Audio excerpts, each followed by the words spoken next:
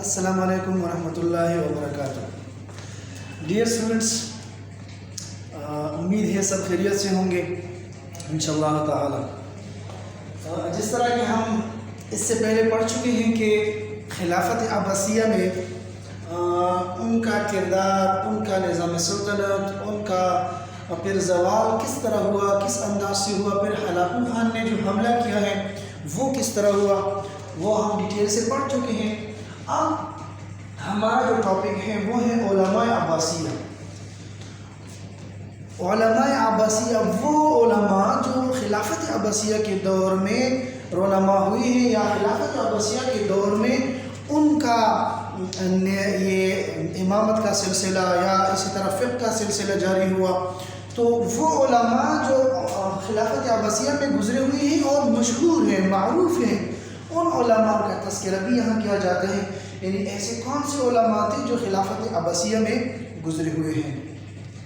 تو سب سے پہلے آتے ہیں عمر کے لحاظ سے بھی اگر دیکھا جائے تو سب سے پہلے ایک تابعی کا نام آتا ہے جس کا نام ہے امام ابو حنیفہ۔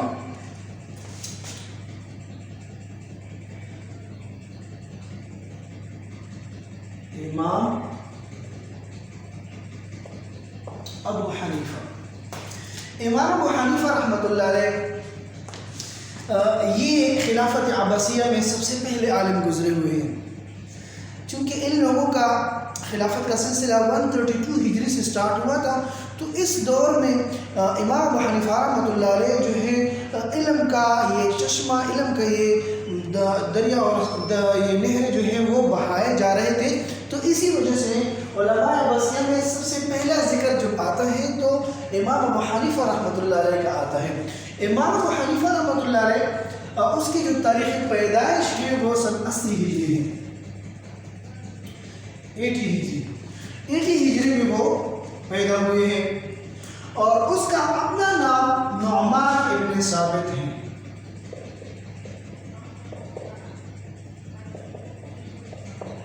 نعمان ابن ثابت وہ دراصل کپڑوں کے تاجر تھے، تجارت کرنے والے تھے، لیکن جب انہوں نے تعلیم و تعلم کا سلسلہ جاری کیا، تعلیم و تعلم جو ہے وہ سٹارٹ کیا، تو پھر اس کے بعد ان کا نسبت جو ہے وہ امامت کی طرف کیا گیا۔ پھر احادیث اور فقہ کے بارے میں بھی ان کا تذکرہ کیا جاتا ہے۔ لیکن اس سے پہلے اگر ہم ایک اور ڈسکشن پہ بات کر لیں جس کے بارے میں اکثر لوگوں کا سوال پیدا ہوتا ہے، سوال یہ ہے کہ جب رسول اللہ صلی اللہ علیہ وسلم کا دین ایک ہے، اللہ تعالیٰ کا دین ایک ہے، تو ایک دین ہونے کے ناطے اس کے بعد صحابہ گزرے ہوئے ہیں، خلفاء راشدین گزرے ہوئے ہیں، تو خلفاء راشدین یا صحابہ میں سے کوئی امام کیوں نہیں بنا؟ اور یہ جو 4 مسالک بنائے گئے ہیں، ائمہ اربعہ جسے کہتے ہیں، تو یہ 4 مسالک اور اسی طرح 4 ائموں کا تذکرہ یہ اسلام میں ابھی کیوں ہے؟ پہلے کیوں نہیں تھا؟ صحابہ کے دور میں کیوں نہیں تھا؟ اسی طرح جو امام ہم مان رہے ہیں تو اماموں کا سلسلہ پھر یہ 4 تک کیوں محدود ہے؟ اور یہ بات بھی لوگوں کے ذہن میں آتا ہے کہ یہ اسلام کے بعد، یعنی صحابہ کے دور کے بعد یہ دور سٹارٹ ہوا ہے اماموں کا اور فقہ کا۔ آج کل کوئی کہتا ہے کہ میں فقہ حنفی سے ہوں، فقہ شافعی سے ہوں، فقہ حنبلی سے ہوں، فقہ مالکی سے ہوں، تو یہ فقہوں کا سلسلہ تابعین یا تبع تابعین میں کیوں سٹارٹ ہوا ہے؟ وہ صحابہ کے دور میں کیوں سٹارٹ نہیں ہوا؟ یا اس کا سٹارٹ ہونے کا کوئی فائدہ ہے، نقصان ہے، کیا وجہ ہے؟ اور جس طرح آج کل ہم کہہ رہے ہیں کہ ہم فقہ حنفی میں ہیں، یا بعض حضرات کہتے ہیں فقہ شافعی میں ہیں، آیا یہ فقہ جو ہے، فقہ جو 4 فقہ ہیں، اس فقہ کو ہم کسی کو معتبر، کسی کو کمزور سمجھتے ہیں یا کسی کو فضیلت دے رہے ہیں کہ نہیں؟ سب سے پہلے تو آپ یہ بات ذہن میں نوٹ کر لیں کہ یہ 4 فقہ جو ہیں یہ بالکل ایکول ہیں، یہ بالکل ایکول ہیں۔ ان 4 فقہ کو اہل سنت والجماعت کہتے ہیں، ان 4 فقہ کو اہل سنت والجماعت کہتے ہیں۔ تو اہل سنت والجماعت میں 4 ائمہ صرف کیوں ہیں؟ پھر اس کے بعد ائموں کا سلسلہ کیوں نہیں ہے؟ تو سب سے پہلے جو سوال میں نے اٹھایا تھا کہ لوگوں کے ذہنوں میں یہ سوال ہے کہ صحابہ کے دور میں کیوں امام سٹارٹ نہیں ہوئے، یہاں پیغمبر کی طرف جو ہے ہم امام الاعظم کے نام سے نسبت کرتے ہیں، لیکن اس کا فقہ جو ہے پھر کیوں 4 حصوں میں تقسیم ہوا ہے؟ تو یہ سب سے پہلے اس پوائنٹ پہ آتے ہیں۔ دراصل یہ جو فقہ کا سلسلہ شروع ہوا ہے، یہ انہوں نے کوئی نیا کام نہیں کیا، بلکہ ان ائمہ نے قرآن اور احادیث کی روشنی میں ایک فقہ جو ہے وہ مدون کیا ہے، اس کو کتابی شکل دی ہے۔ تو کتابی شکل دینے کی وجہ سے نسبت جو ہے وہ مصنف کی طرف یا مدون کی طرف کیا جاتا ہے۔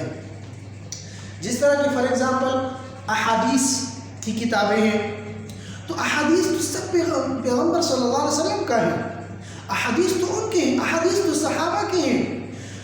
اسی طرح جو احادیث کی کتابیں ہیں ان کی نسبت بجائے اس کے کہ ہم صحابہ کی طرف کریں، ہم کہتے ہیں صحیح البخاری میں یہ بات ہے، تو ہم نسبت کس کی طرف کرتے ہیں؟ امام بخاری رحمۃ اللہ علیہ کو۔ کیونکہ اس نے ان حدیث کو ایک کتابی شکل دی ہے، مدون کیا ہے۔ تو حدیثوں کو کتابی شکل دینے کی وجہ سے پھر لوگ امام بخاری کی طرف نسبت کرتے ہیں، نہ کہ صحابہ کی طرف، حالانکہ وہ حدیث تو دراصل صحابہ نے رسول اللہ صلی اللہ علیہ وسلم سے سنا ہوگا، پھر لوگوں کو بتایا ہوگا، پڑھایا ہوگا، لیکن لوگ نسبت کرتے ہیں امام بخاری رحمۃ اللہ علیہ کو۔ تو اس کا مطلب یہ نہیں ہوا کہ یہ حدیثیں امام بخاری کی ہیں، نہیں، بلکہ ان حدیثوں کو امام بخاری رحمۃ اللہ علیہ نے جمع کیے ہیں اور کتابی شکل دی ہے۔ اسی طرح یہ جو فقہ ہیں، جو 4 فقہ ہیں، فقہ حنفی، فقہ شافعی، فقہ مالکی، فقہ حنبلی، تو ان چاروں فقہوں کو دراصل یہ رسول اللہ صلی اللہ علیہ وسلم کی زندگی کا حصہ ہیں، لیکن کتابی شکل، تدوینی شکل جو ہے امام ابو حنیفہ رحمۃ اللہ علیہ نے جب کیا تو اس کو فقہ حنفی کہتے ہیں۔ امام شافعی رحمۃ اللہ علیہ نے اپنی کتابی شکل اس میں مدون کیا تو فقہ شافعی، امام مالک رحمۃ اللہ علیہ نے کیا تو امام فقہ مالکی، اور امام احمد ابن حنبل رحمۃ اللہ علیہ نے جو کیا ہے تو اس کو فقہ حنبلی کہتے ہیں۔ ایک جواب یہ ہے۔ دوسرا جواب یہ ہے کہ دراصل جب خلافت راشدہ جو ہے وہ عروج تک پہنچی اور حضرت عمر رضی اللہ تعالیٰ عنہ کے دور میں 22 لاکھ مربع میل تک جو ہے پوری بادشاہت پہنچ چکی، خلافت پہنچ چکی، تو اس کے بعد سب سے پہلے مسلمانوں کا سسٹم یہ تھا کہ وہ یہ باقی جو علاقے ہیں، باقی جو مملکتیں ہیں وہ اپنی مملکت میں شامل کرنا۔ تو خلافت امویہ میں اس پر کوئی خاص تحریک نہیں چلائی گئی۔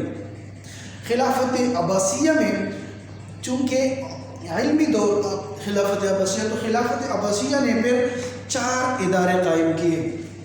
خلافت عباسیہ نے 4 ادارے، 4 جگہ یا اس کو مدارس بھی کہہ سکتے ہیں، تو انہوں نے 4 مدارس قائم کیے۔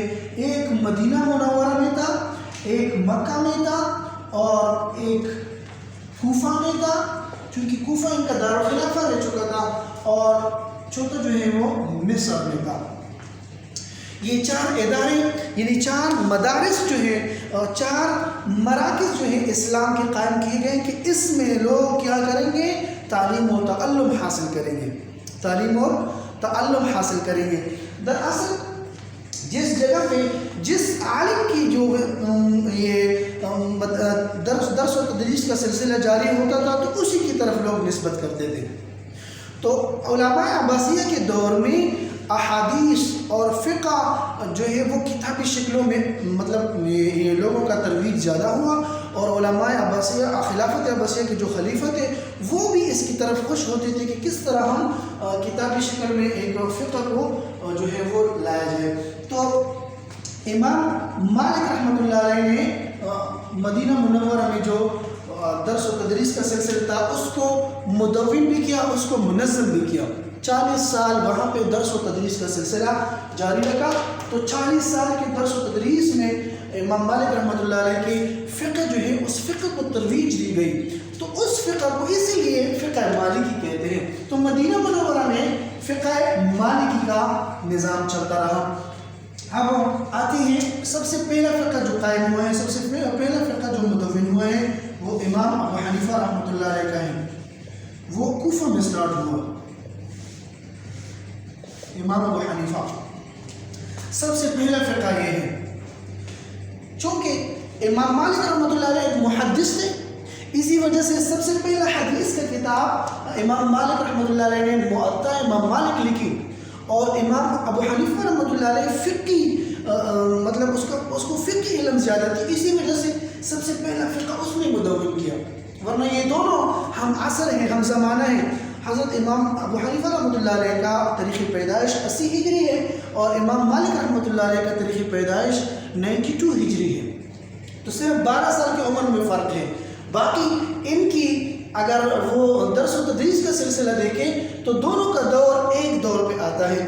دیکھیں امام ابو حنیفہ رحمۃ اللہ علیہ کوفہ میں درس و تدریس چلا رہے ہیں، اور امام مالک رحمۃ اللہ علیہ مدینہ منورہ میں درس و تدریس چلا رہے ہیں، لیکن ان کا یہ جو مائنڈ تھا وہ مائنڈ فقہی تھا، اسی وجہ سے سب سے پہلا فقہ جو ہے وہ فقہ حنفی سٹارٹ ہوا۔ پھر دوسرا جو ہے مالک رحمۃ اللہ علیہ کا جو مائنڈ تھا وہ حدیثی تھا، مطلب حدیث میں زیادہ وہ بلیو کرتا تھا، اسی وجہ سے اس نے پہلے حدیث کا جو ہے کتابیں مدون کی ہیں۔ تو فقہ مالک اور فقہ حنفی یہ دونوں فقہ جو ہیں سب سے پہلے دور کے سٹارٹ میں سے ہوئے، ایک مدینہ میں ایک کوفہ میں۔ اب دو علاقے رہ گئے، اب دو جگہ رہ گئی جس میں درس و تدریس کا سلسلہ جاری تھا۔ امام شافعی رحمۃ اللہ علیہ نے مصر میں وہ قائم کیا، امام شافعی رحمۃ اللہ علیہ، اور اسی طرح امام احمد بن حنبل رحمۃ اللہ علیہ نے مکہ مکرمہ۔ تو یہ ان کا فقہ جو 4 فقہ ہیں ان کا یہ سلسلہ۔ اب دیکھیں امام شافعی رحمۃ اللہ علیہ نے مصر میں قائم کیا، امام احمد بن حنبل رحمۃ اللہ علیہ نے مکہ مکرمہ میں قائم کیا، مدون کیا، نئے انداز سے کتابی شکل میں ایک الگ سا فقہ جو ہے قائم کیا۔ تو یہ 4 مدارس ہیں، اور 4 مدارس کی طرف نسبت جو ہوتا تھا تو یہ 4 علماء، یعنی 4 جو ان کے بڑے علماء تھے ان کی طرف یہ نسبت ہونے لگا۔ دراصل فقہ کا یہی سوچنا ہے کہ فقہ میں یہ 4 امام کیوں ہیں، یا فقہ میں یہ امام کیوں لگا دیے۔ اصل میں اماموں کو لگانا مدارس کی درس و تدریس کا سلسلہ تھا، مدارس کی وجہ سے جو ہے یہ 4 ائمہ ہیں، ورنہ بعد میں بہت سارے ائمہ گزرے ہوئے ہیں، لیکن ان 4 نے فقہ کو مدون کیا، اسی وجہ سے ان کو ائمہ 4 کہتے ہیں۔ سمجھ آیا ہے تب؟ اچھا، اس کے بعد یہ تو ائمہ 4 اور فقہ کے بارے میں تھوڑا سا ڈیٹیل تھا۔ تو فقہ حنفی جو ہے وہ سب سے پہلے مدون ہوا ہے، اس لیے امام ابو حنیفہ رحمۃ اللہ علیہ کا ذکر بھی پہلے آتا ہے، چونکہ تاریخ پیدائش کے لحاظ سے بھی امام ابو حنیفہ رحمۃ اللہ علیہ سب سے بزرگ ہیں اور سب سے بڑے ہیں ائمہ 4 میں سے، علماء عباسیہ میں سے۔ اچھا، امام ابو حنیفہ رحمۃ اللہ علیہ کے جو اساتذہ ہیں،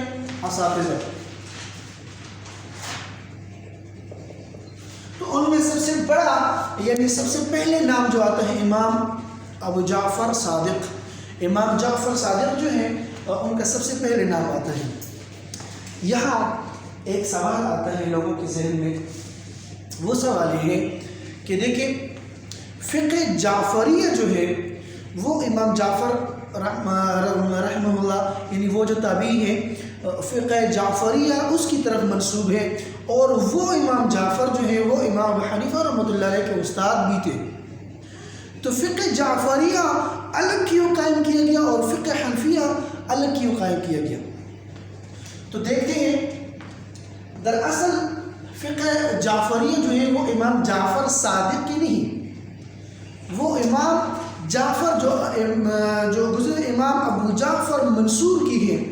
تو فقہ جعفریہ الگ سی ہے، لیکن جو نسبت ان کی طرف کی جاتی ہے تو امام جعفر صادق کی طرف یہ نسبت غلط ہے۔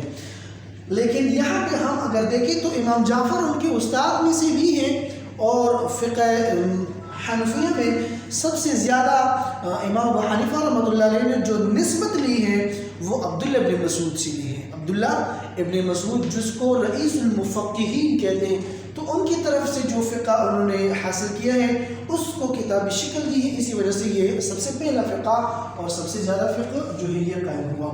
اساتذہ میں سے ایک امام جعفر ہیں اور دوسرا جو ہے امام حماد ہے۔ حماد کے نام سے بھی امام ابو حنیفہ رحمۃ اللہ علیہ کا ایک استاد رہ چکا ہے۔ اور اسی طرح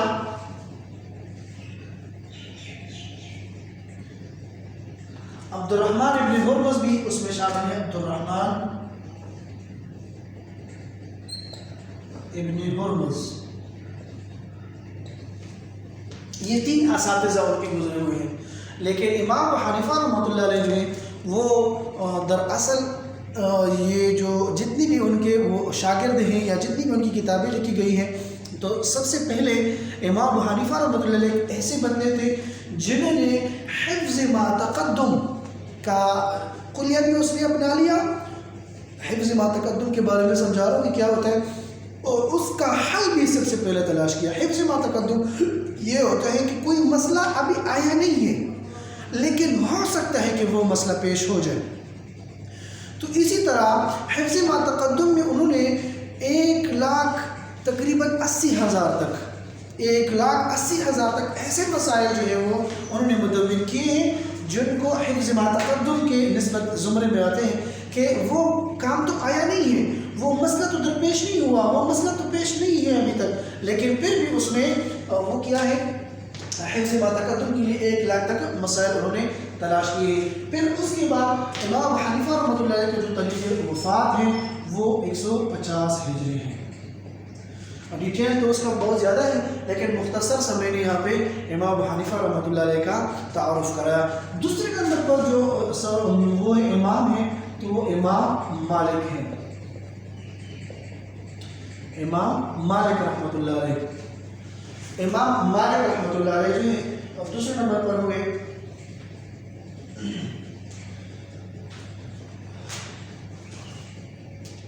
اچھا، امام مالک رحمۃ اللہ علیہ جو ہے ان کی تاریخ پیدائش جو ہے وہ 92 ہجری ہے، 92 ہجری۔ ان کا نام جو ہے اکثر مالک ابن انس ابن مالک آتا ہے، مالک ابن انس ابن مالک۔ اکثر لوگ کہتے ہیں کہ یہ انس ابن مالک کا کیا ہے، بیٹا ہے، لیکن حقیقت اللہ تعالیٰ کو معلوم ہے۔ دراصل امام مالک رحمۃ اللہ علیہ جو ہے عموماً ان کے گروہ میں آتا ہے کہ امام مالک رحمۃ اللہ علیہ حضرت انس رضی اللہ تعالیٰ عنہ کا بیٹا نہیں، بلکہ انس رضی اللہ تعالیٰ عنہ کا دوسرا بیٹا جو ہے وہ مالک ہے، پھر اس کا بیٹا انس ہے، پھر اس کا بیٹا امام مالک رحمۃ اللہ علیہ ہے۔ اچھا، پھر اس کے بعد امام مالک رحمۃ اللہ علیہ کے جو اساتذہ گزرے ہوئے ان میں امام جعفر صادق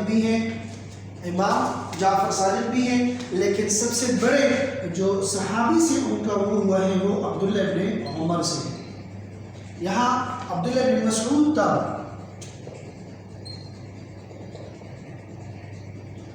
مسعود جس کا میں نے ذکر کیا ہے، اور یہاں پہ عبداللہ ابن عمر رضی اللہ تعالیٰ عنہ۔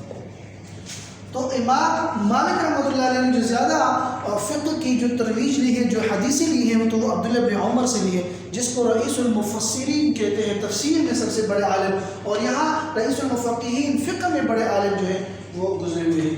تو یہ امام مالک رحمۃ اللہ علیہ، امام مالک ابن انس، یہ مہاجرین اور انصار کا مرکز جو ہے وہ چونکہ مدینہ منورہ تھا، اس لیے مدینہ منورہ میں انہوں نے بہت زیادہ احادیث کا درس وغیرہ دیا ہے، تو 40 سال تقریباً انہوں نے درس وغیرہ دیے ہیں امام مالک رحمۃ اللہ علیہ۔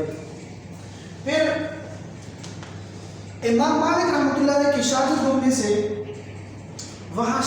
سے امام ابو یوسف ہے، امام محمد رحمۃ اللہ علیہ، امام ظفر رحمۃ اللہ علیہ ہے، لیکن یہاں جو ہے وہ اکثر عموماً بادشاہ ہیں، ایک ہارون الرشید ہے، اور اسی طرح امین الرشید ہے، اور اس کا بیٹا جو ہے پھر اس کا جو بھائی ہے مامون الرشید۔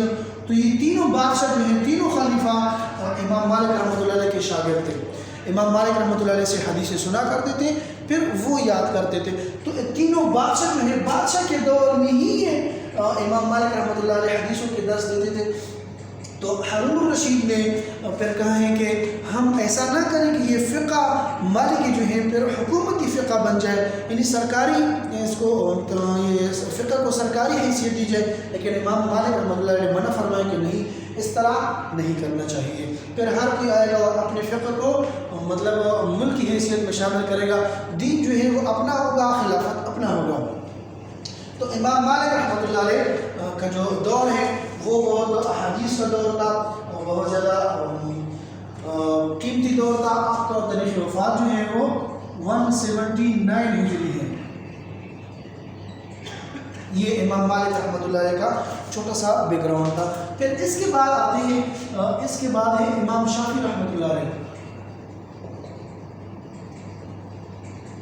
اس کو محمد ابن ادریس الشافعی، محمد ابن ادریس الشافعی، یہ غزہ میں پیدا ہوئے، غزہ میں پیدا ہوئے، لیکن 150 ہجری، 150 ہجری ان کی تاریخ پیدائش اور امام ابو حنیفہ رحمۃ اللہ علیہ کی تاریخ وفات دونوں ڈیٹ سیم ہیں، یعنی جس دن امام ابو حنیفہ رحمۃ اللہ علیہ وفات پا گئے اسی دن امام شافعی رحمۃ اللہ علیہ جو ہے پیدا ہوئے، لیکن یہ غزہ میں پیدا ہوئے ہیں۔ غزہ ایک علاقہ ہے بغداد کے ساتھ۔ اچھا، پھر اس میں سے امام مالک رحمۃ اللہ علیہ کے جو وہ ہیں اساتذہ ہیں وہ ان کی بھی ہے تقریباً، لیکن امام مالک رحمۃ اللہ علیہ بھی ان کی اساتذہ میں سے گزرے ہوئے ہیں۔ امام شافعی رحمۃ اللہ علیہ کا استاد امام مالک رحمۃ اللہ علیہ بھی ہے۔ فقہ شافعی میں سے سب سے اچھا امام مالک رحمۃ اللہ علیہ کا جو کتاب ہے وہ موطا امام مالک، موطا امام مالک کے نام سے ہے، یہ ان کا کتاب ہے۔ اور یہاں پہ امام شافعی رحمۃ اللہ علیہ کا جو کتاب ہے اس کا نام کتاب الام، یہ سب سے پہلا کتاب، پھر اس کے بعد کتاب الرسالہ، یہ بھی اس کی مشہور تصنیف ہے۔ یہ تو تصنیفیں جو میں نے ذکر کی ہیں تو امام شافعی رحمۃ اللہ علیہ کی مشہور تصانیف میں سے کتاب الام بھی ہے اور کتاب الرسالہ بھی ہے۔ امام ابو حنیفہ رحمۃ اللہ علیہ کے جو شاگرد ہیں امام محمد رحمۃ اللہ علیہ وہ بھی امام شافعی رحمۃ اللہ علیہ کے اساتذہ میں سے ہیں۔ اس کے بعد کتاب الام اور اسی طرح یہ کتاب الرسالہ پر انہوں نے کام کیا ہے۔ تو امام شافعی رحمۃ اللہ علیہ 204 ہجری میں پھر مصر میں وفات پا گئے۔ اس طرح کہ میں نے بتایا تھا کہ فقہ اربعہ میں تیسرا فقہ جو ہے وہ امام شافعی رحمۃ اللہ علیہ کا ہے جس نے مصر میں قائم کیا تھا، تو 204 ہجری میں وہ وفات پا گئے مصر میں۔ تو یہ ائمہ اربعہ میں سے 3 کا جو ہے ہم نے پورے تفصیل سے پڑھا ہے کہ 3 ائمہ کا بایو ڈیٹا ان کی بارے میں پڑھا ہے۔ علماء عباسیہ میں سے 3 ایسے علماء گزرے ہوئے ہیں جنہوں نے فقہ پر کام کیا ہے، جن کو ائمہ مفقہین کہتے ہیں۔ تو یہ حدیث کا سلسلہ، فقہ کا سلسلہ، علمی ترقی علماء عباسیہ یا خلافت عباسیہ میں سے ہوا ہے۔ تو خلافت عباسیہ کا جو سب سے اہم ترین پہلو ہے وہ ہے علمی ترقی۔ علم جو ہے اس دور میں بہت زیادہ ترقی پذیر ہوا ہے، اور اب انشاءاللہ اگلے کلاس میں جو سائنسدان گزرے ہوئے ہیں ان کے دور میں جو دیگر ائمہ گزرے ہوئے ہیں اس میں سے بھی ایک امام احمد بن حنبل رحمۃ اللہ علیہ رہتے ہیں، انشاءاللہ وہ اگلے کلاس میں ڈسکس کریں گے۔ فی الحال اللہ حافظ۔